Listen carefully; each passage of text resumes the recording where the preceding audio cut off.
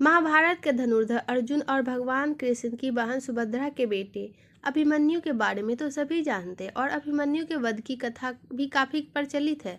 महाभारत युद्ध में अभिमन्यु ने कौरवों द्वारा बनाए गए चक्रव्यूह को न सिर्फ तोड़ा बल्कि कई योद्धाओं को अकेले ही मार गिराया। अभिमन्यु ने जन्म लेने से पहले ही चक्रव्यूह भेदने का ज्ञान प्राप्त कर लिया था, लेकिन बाहर आने का रास्ता ना पता होने की वजह से उसकी मृत्यु हो गई। अभिमन्यु के कौशल के आगे सभी कौरव पस्त हो गए थे और फिर कई योद्धाओं ने निहत्थे और अकेले अभिमन्यु को घेर कर उनका वध कर दिया। महज 16 साल की उम्र में अभिमन्यु वीर गति को प्राप्त हो गया। जिस युद्ध भूमि में अभिमन्यु का वध हुआ वहां भगवान कृष्ण स्वयं मौजूद थे, लेकिन वो अपने प्रिय भांजे को नहीं बचा पाए। ऐसा कहा जाता है कि इसके पीछे एक खास वजह थी। अभिमन्यु के जन्म से पहले ही उसके पिता ने मृत्यु की उम्र तय कर दी थी। आपको जानकर हैरानी होगी कि अभिमन्यु के पिता अर्जुन नहीं बल्कि चंद्रदेव थे।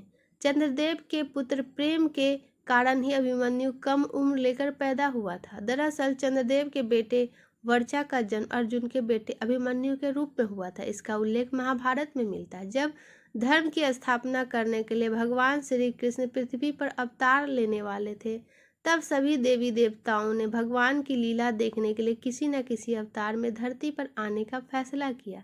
कई देवी देवता मनुष्य बनकर धरती पर जन्मे तो कई ने अपना अंश या अपने पुत्र को धरती पर भेज दिया, जैसे सूर्य के बेटे कर्ण, इंद्र के बेटे अर्जुन।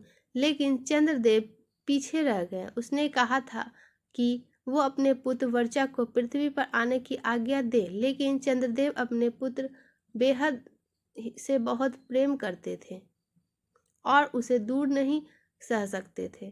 जब देवी देवता ने चंद्रदेव से बहुत अनुरोध किया तब चंद्रदेव मान गए, लेकिन उन्होंने कहा कि वो अपने पुत्र को सिर्फ 16 साल के लिए धरती पर भेज सकते, इसके बाद वो मेरे पास वापस लौट आएगा। चंद्रदेव का यही पुत्र अर्जुन का बेटा अभिमन्यु था। भगवान श्री कृष्ण ने उन्हें वचन दिया कि वो उनके बेटे को 16 साल बाद उसके पास वापस भेज देंगे। इसी वजह से इस वचन के लिए चलते अभिमन्यु 16 साल की उम्र में वीर गति को प्राप्त हुआ।